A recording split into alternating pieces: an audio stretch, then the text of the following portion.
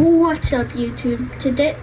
Today, we are going to be reacting to, James, aka the odd1sout, 3 of his videos, and let's go. Draw a picture right now. All right, I can't. done?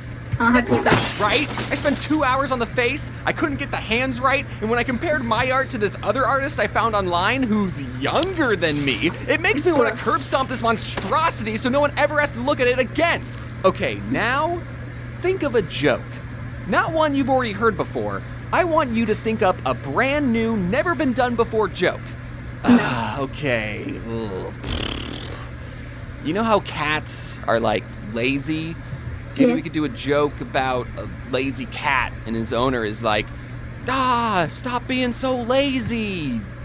That sucked too. Now imagine doing both of those things together and then putting that artwork up for the entire world to leave their unfiltered, anonymous opinions. And on top of that, you also make virtually no money off of it. Who in their right mind would put themselves through that kind of torture? Well, dear viewer, I would like you all to meet Zachary. Zachary is a webcomic artist. He makes webcomics just so when you're scrolling through your timeline while taking your morning poo, you get a little chuckle to yourself. Yeah. And then you keep on scrolling, forgetting about his existence entirely in mere seconds. I have a soft spot for funny webcomics. Not the super serious superhero ones or the Japanese ones. Wait, why is this part all pixely? Webcomics can be shared on any platform. In fact, a lot of webcomics get reposted without the artist's consent and with their names removed, which is kind of weird that someone went through the effort of removing a watermark when they could have just, not done anything and left it. I hope you all realize that behind every comic is an artist who just wanted to make you laugh and doodle something that day. I started reading webcomics at a very young age. Back then, we just called them comics. They were really the only books that I liked to read, and the only place you could read the hottest new comics was in the newspaper. Oh, sorry, I should clarify.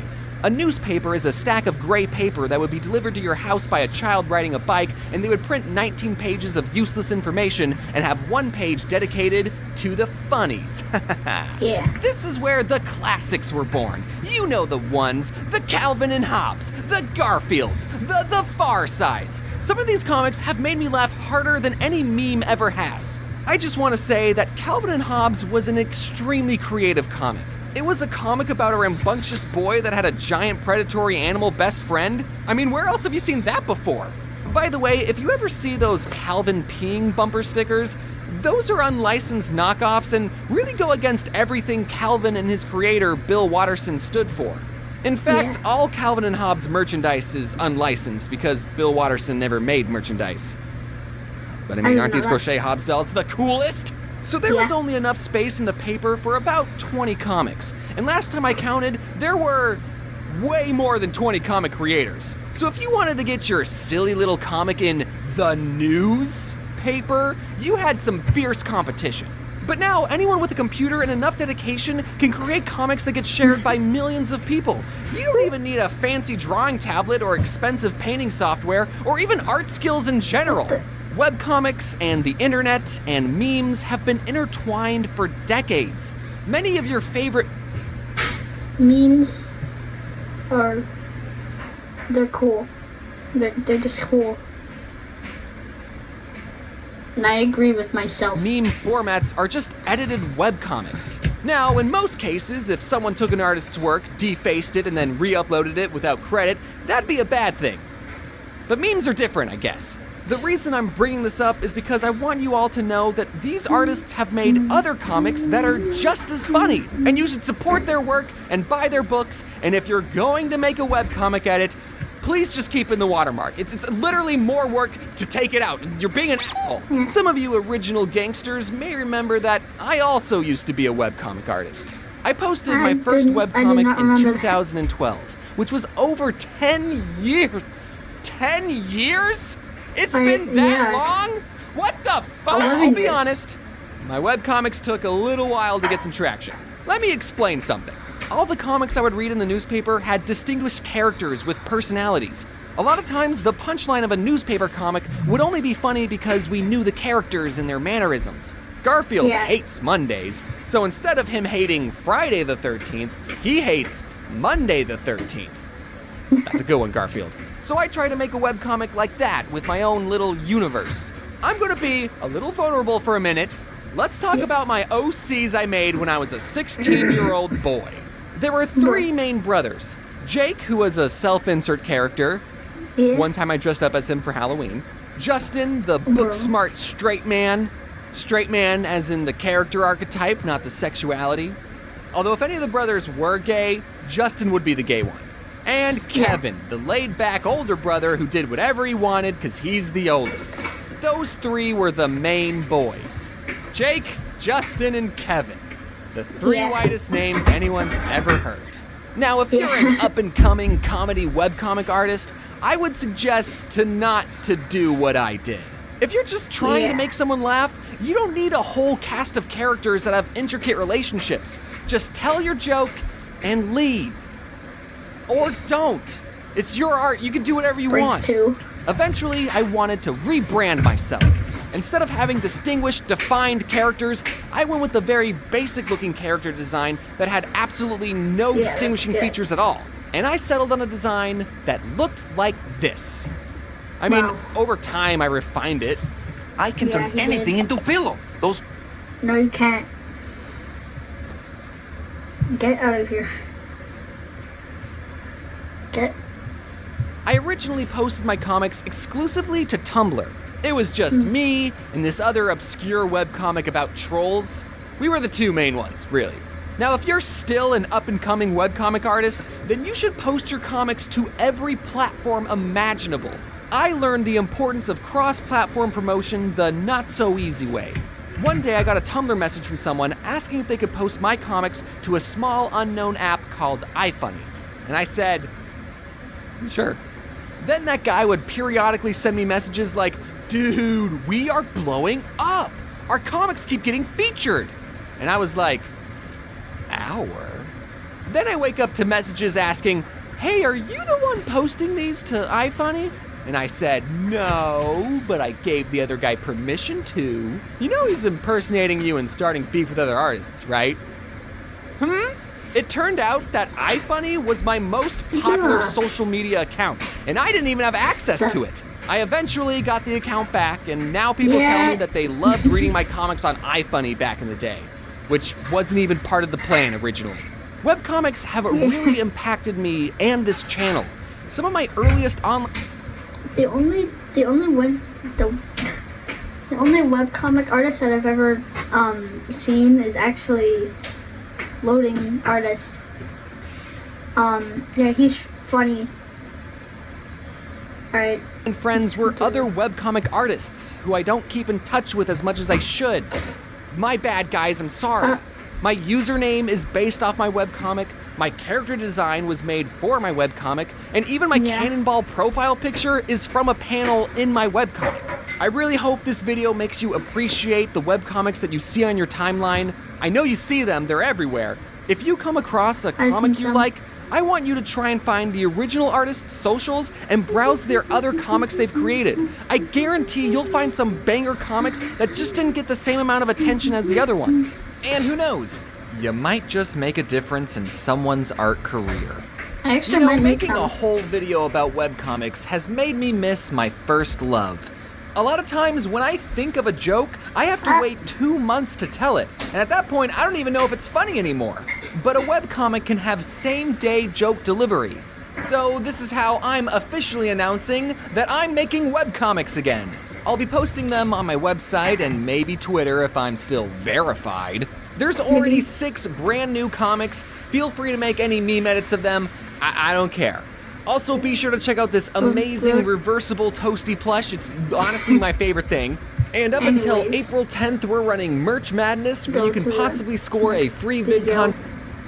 Hash's video. Cared for. Aquaphors. Let me get.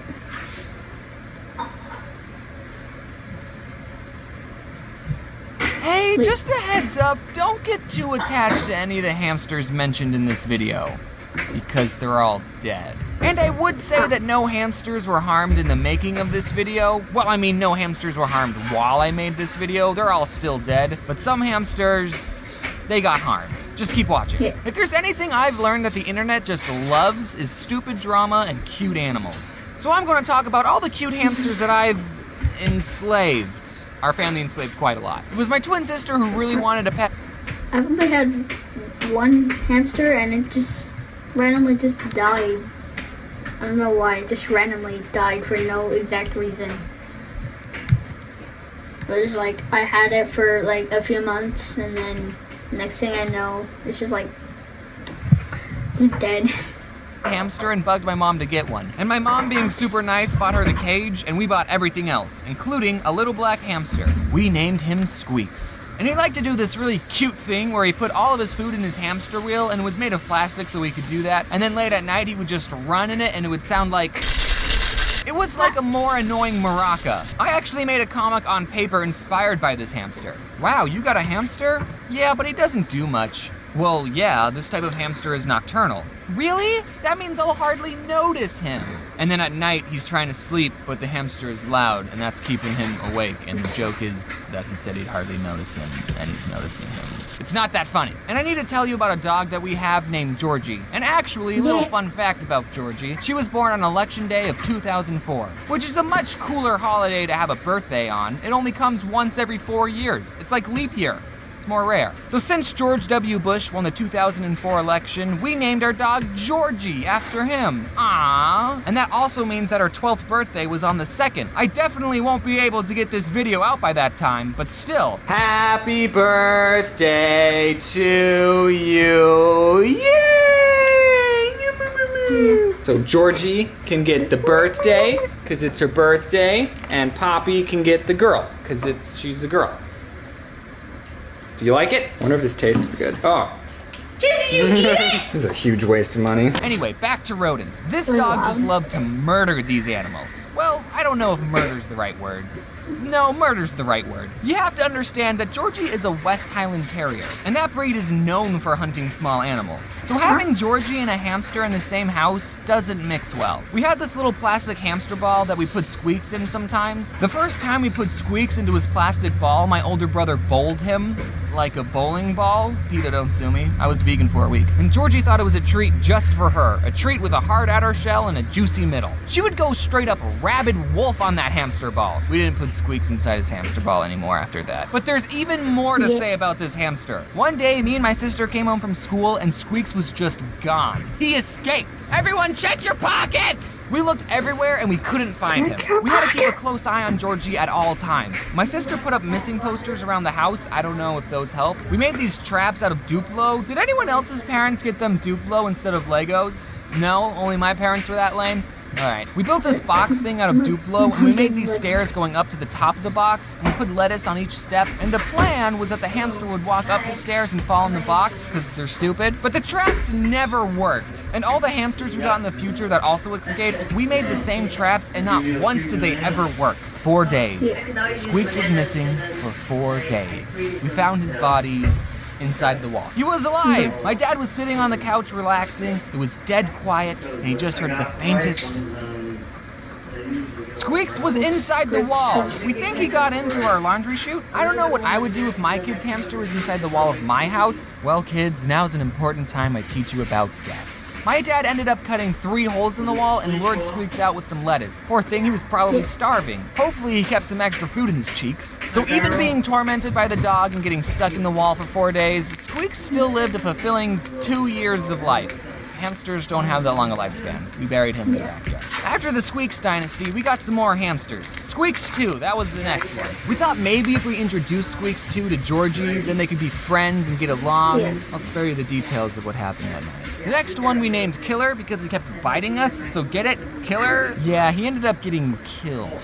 Nah, I'm just No. kidding. He wasn't killed. He lived a long and normal hamster life. I Squeaks knew too it. was killed though. I don't know if you picked up on that. I got these Oh, three okay. little hamsters. Seriously, they're the most adorable little things. They look like this. I forgot their names. We'll just call them the three amigos. Aw. The lady at the pet store told us that if we bought hamsters from the same litter, they would all get along. She was obviously just trying to sell us more hamsters. Or maybe she didn't have any siblings. But these bros just hated each other. They would never stop fighting. As I was writing the script for this, I thought, well, maybe they were just aggressively playing. So I googled, do hamsters play with each other? Just to be sure. And the first thing that showed up, dwarf hamsters, which is what the three amigos were, are quite territorial and will not see former cage mates as old friends. They see them as threatening bad. rivals. So there we go. You really know your hamsters, lady. So we had to get 3 different cages for them. We put them right next to each other, and I swear they still gave each other some death glares. I actually made a video a long time ago about this time I broke one of their cages. I was cleaning it outside, and for whatever reason, I was like, I wonder if I could stand on it. The answer, no, I couldn't. The glass broke and I bled everywhere, and I still have the scar on my foot. And then all the three amigos died off, one by one. Sorry, I'm getting really emotional. We also had this other hamster named Buddy, and I wasn't going to mention him because he just escaped and we never found him. Except as my mom was reading over the script, because she reads over my scripts, thanks Mom, she turned to me and said, "Did we ever tell you what happened to Buddy?" And I said, "What do you mean?" She said, "You know how we couldn't find him? Well, we did, but the dog got to him first." This one time I wanted to buy a hamster and I saw some that were on sale, and there was this piece of paper next to the cage that said, "Please adopt us." Oh shoot, I'll take one of these puppies. No, not an actual puppy. I meant one of the hamsters. And I named her Pumpkin Seed because she was that tan pumpkin seed color. But then one month after I got her, she just died for no Basically the same thing as mine. reason. Even though I loved her. She had food, she had water. This wasn't the first time I was taking care of a hamster, okay? All the other ones lived for a couple of years. I was so sad.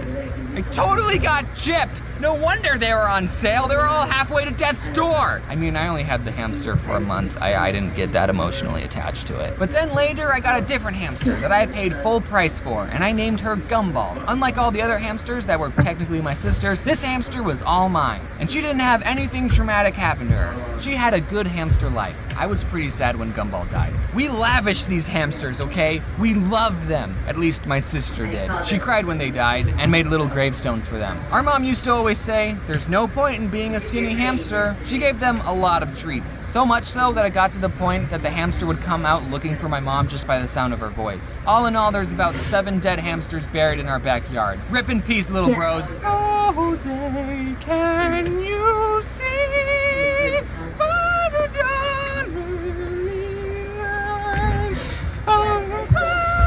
Anyways, let's get to the next video. Hey, wanna know the one- I'm interested in this one. I don't know why. Just looks like For some reason, everybody thinks butterflies are better than moths. We make children's That's true. books about butterflies, we use them as metaphors of change. You might be an ugly caterpillar now, but soon you'll grow into a beautiful butterfly. We go into fields and frolic around trying to catch them, and some people even have a collection of them. Granted, the people who do collect them do so by impaling the butterflies, but whatever, it's still a compliment. How many other insects can say that they get this much affection? Maybe praying mantises. Where I come from, every time you see a praying mantis, you have to point it out like, whoa guys, look, a praying mantis, and then you just look at it. Anyway, back to They're the cool. point. Moths, on the other hand, are like the white trash versions of butterflies. Even though moths and butterflies are practically the same creature, for some reason we give moths a bad rap. We laugh at them for flying into light bulbs. Butterflies would do that too if they want to sleep at night. Moths are so attracted to bright light that they'll follow it even if it kills them.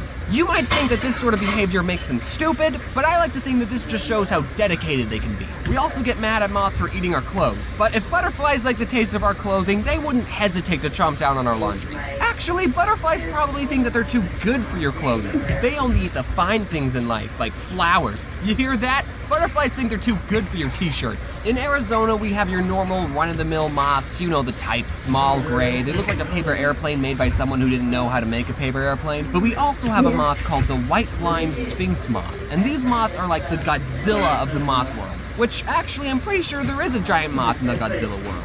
Mothra. This again just shows how much we don't like moths. We turn them into city-destroying monsters. When will the hate end? I'm sure when they filmed Mothra's scenes in the Godzilla movie, they didn't even use any special effects. They just used a normal white-lined sphinx moth. Those things could beat up hummingbirds if they wanted. One night when I was 5 years old, one of these big boys was hanging around at our porch light, because, you know, moths, they just love themselves some glowing balls of heat. And then when someone opened the door, the moth saw all the other light inside and just flew straight in. More light? This place is absolutely glittering! Its fate was sealed as soon as it crossed over the threshold.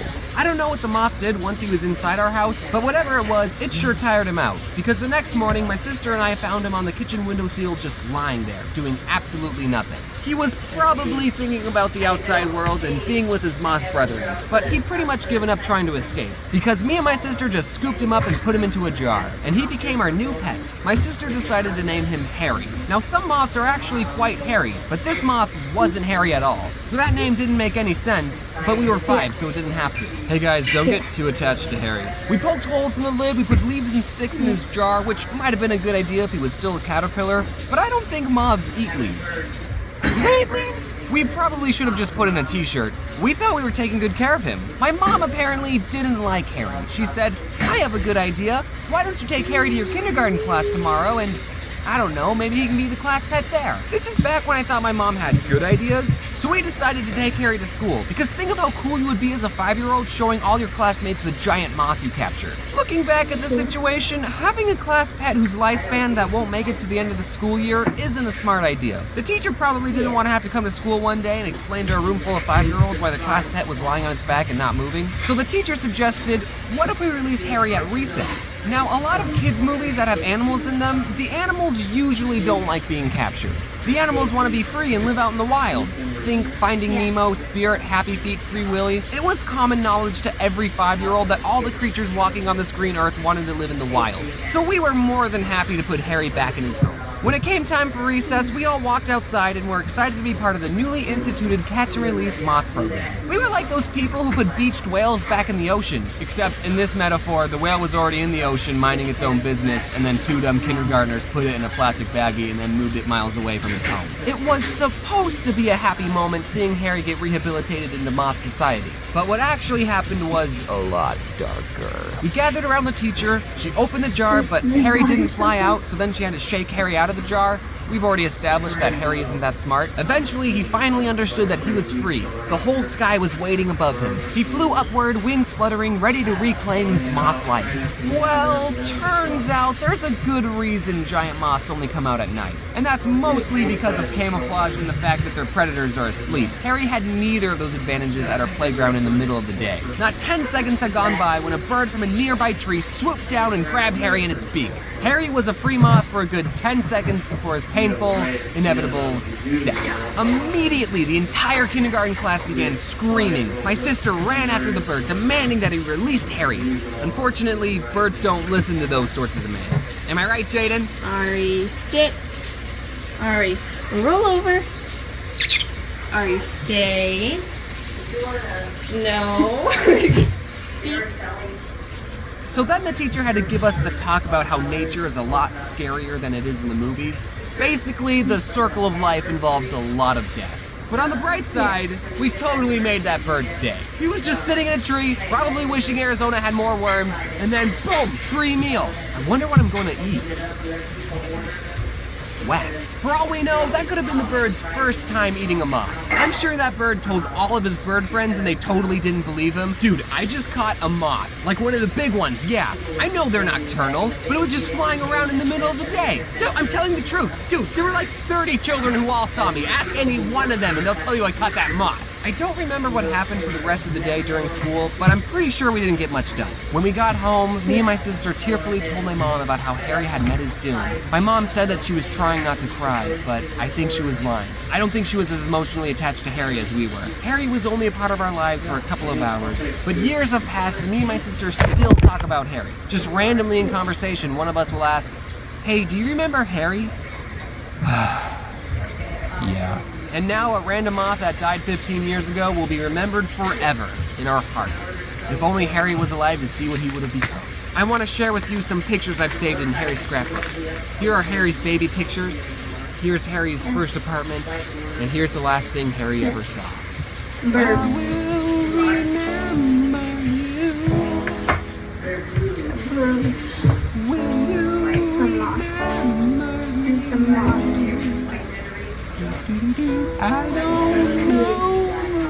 This doesn't want to see the Hey, what's going on, fellas? Alright. That'll be it for today's video. Make sure to like, subscribe, and I'll see you in the next one. And goodbye.